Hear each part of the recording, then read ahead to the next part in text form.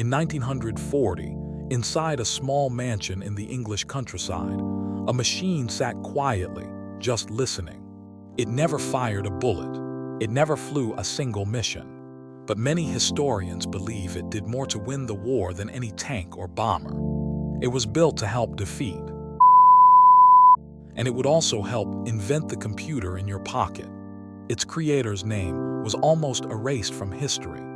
This is the true story of the code that couldn't be broken, until it was.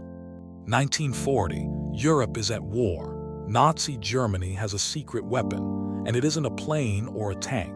It's a typewriter-like machine called Enigma. Every message the Germans send is scrambled into what looks like random letters. Inside, a set of rotating wheels and wired connections scramble every letter you type, and the wiring changes every single day, following a secret settings book. To read one intercepted message without the key, you'd have to try more combinations than there are atoms in the solar system. For years it works. The Allies are listening and hearing nothing but noise.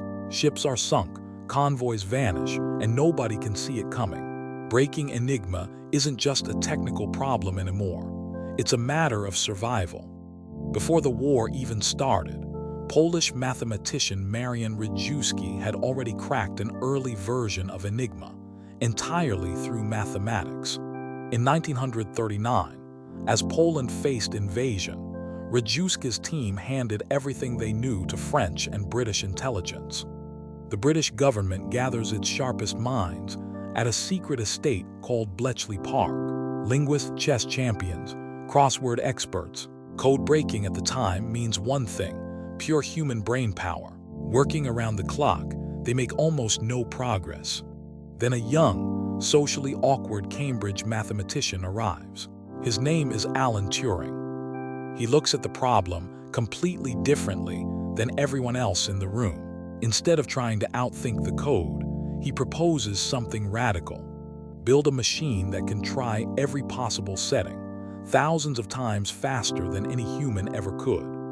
That head start is part of what let Turing and his team build on existing insight, instead of starting from nothing. In the 1940s, that idea barely makes sense. Electronic computers don't exist yet. Turing designs a machine anyway, an electromechanical beast of rotating drums and wiring, called the bombe. Each bombe simulates dozens of Enigma machines at once, spinning through settings at incredible speed. It doesn't guess randomly. Turing builds in clever shortcuts, using predictable phrases the Germans tend to repeat.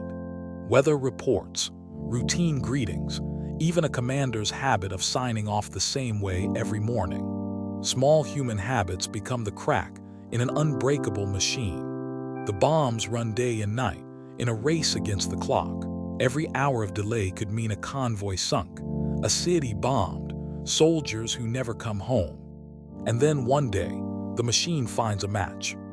A colleague named Gordon Welchman adds a crucial improvement to the bombe, called the diagonal board, multiplying its power. For the first time, the Allies can read Enigma messages, almost as fast as the Germans send them. They know which ports German U-boats are leaving from. They know where the submarine wolf packs are hiding in the Atlantic.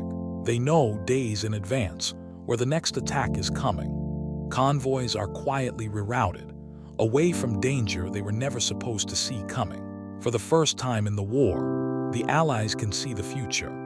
But there's a catch. If Germany ever suspects Enigma is broken, they'll simply change the system. So British intelligence has to let some attacks happen just to protect the secret. It's one of the most agonizing trade-offs of the entire war. And it's kept hidden for decades after the guns finally fall silent. Some historians call Bletchley Park the best-kept secret of the entire war. Historians still debate the exact numbers, but many believe Bletchley Park's work shortened the war by 2 to 4 years. 2 to 4 years. In a war that was killing tens of thousands of people every single month. Some estimates put the lives saved in the millions. Not with a single bomb or a single bullet. With mathematics. It's one of the clearest examples in history of mathematics directly changing the outcome of a global conflict. But Turing's biggest contribution to the world wasn't even about the war. To design the bomb, he had to solve a much deeper problem first. What does it actually mean for a machine to compute something? Years earlier, Turing had already described an imaginary device, a machine that could follow any set of logical instructions. Read a symbol, change a state, move, repeat. It sounds absurdly simple. But that simple idea, a machine that can carry out any instructions you feed it, is the exact principle every computer on Earth still runs on today. Your phone, your laptop, the servers behind every app you use, all of them are, in a very real sense, Turing machines. After Turing's work, a second, even more advanced machine follows. Colossus, built to crack an even tougher German cipher. Many historians consider Colossus the world's first programmable electronic digital computer. When the war ends, Alan Turing is not treated like a hero. His work stays classified. Almost nobody outside Bletchley Park is even allowed to know what he did. A few years later, he's investigated by the British police, not for espionage but for being gay, which was still a criminal offense in Britain at the time.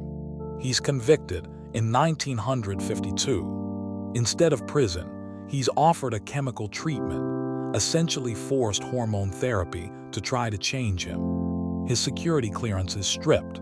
His career is effectively over.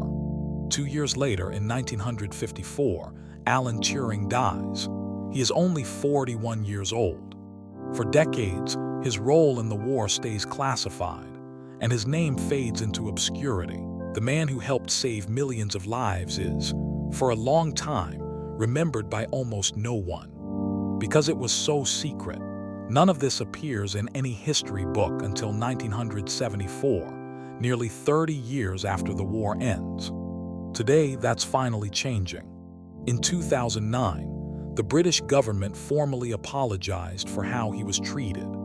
In 2013, he received a posthumous royal pardon. His face now appears on the 50-pound note, right next to the equations that broke Enigma. But his real legacy isn't on a banknote. It's in your pocket every time you unlock your phone. It's behind every AI model answering a question right now. The same man who helped defeat the Nazis also helped invent the digital world we all live in. And for far too long, almost nobody knew his name. By the time the world learned the full story, Alan Turing had already been dead for 20 years. Every video on this channel is built around one idea, one pivotal moment that quietly changed everything, explained clearly in under 15 minutes. If that's useful to you, subscribing means you don't miss the next one, and there's always a next one. And if this video changed how you think about something, even a little, hitting like is what tells YouTube to show it to someone else who needs it too. If this one was worth your time, there's another Turning Point video waiting for you right there.